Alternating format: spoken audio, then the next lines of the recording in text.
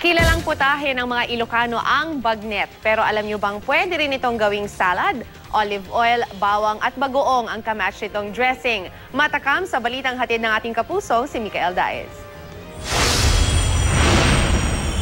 Ang paborito nating bagnet, hindi ako nagugulat na nakahanap na naman tayo ng kakaibang bersyon. So ano? Tirahin na natin! Tara! Ano po ang mahiwagang putahe sa harap natin ngayon? Bagnet salad yan, sir. Bagnet salad. May bagnet chips dito na kung tutuusin, parang bacon lang naman talaga. Pero guys,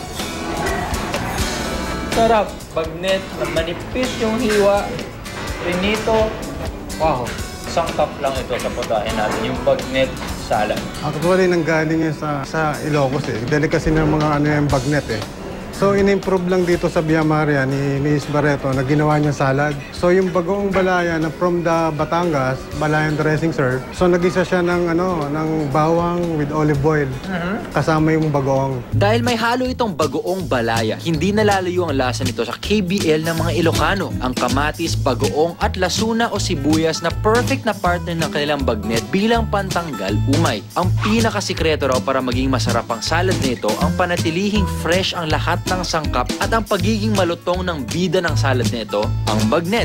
Sarap.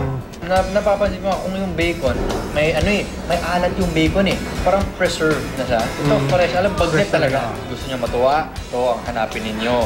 So guys, ito masterpiece to para sa akin. Ma-appreciate to na kahit sino eh. Diba yung chips, yung lutong niya, yung pagka-chips ng bagnet.